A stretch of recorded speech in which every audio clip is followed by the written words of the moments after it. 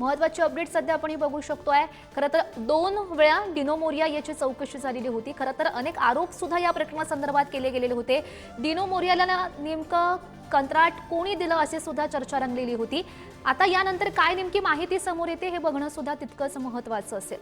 आणि या संदर्भात बोलण्यासाठी आपल्यासोबत किशोरी पेडणेकर आहेत। किशोरीताई, आपण बघू शकतोय पुन्हा एकदा डिनो मोरिया याची मुंबईतील मिठी नदी गाळूचा प्रकरणात जो घोटाळा झाला त्या संदर्भात त्याच्या घरावर आता छापा टाकण्यात आलेला आहे। तुमची प्रतिक्रिया या संदर्भात?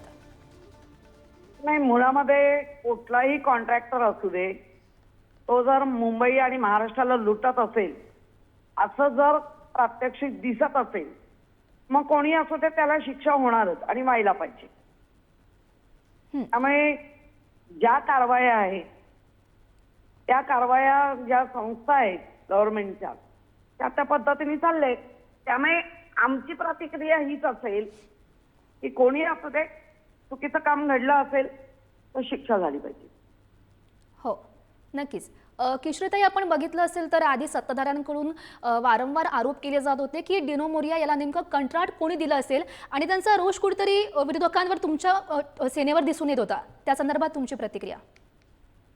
मुळामध्ये आदित्य साहेबांनी चक्क सांगितलेलं होतं की तो माझा मित्र नाही आणि त्यांनी आदित्य साहेबांनी अनेक फोटो मोदींबरोबरचे पण त्यांचे दाखवले किंवा ते संभाषण जे आहे ते सगळं दाखवलं। त्यामुळे कोण कोणाचा मित्र आहे म्हणण्यापेक्षा जर चुकीचं काम केलंय तर आपल्याकडे त्यासाठी जी प्रावधानं आहे कायद्याची ती प्रावधानं वापरली पाहिजे।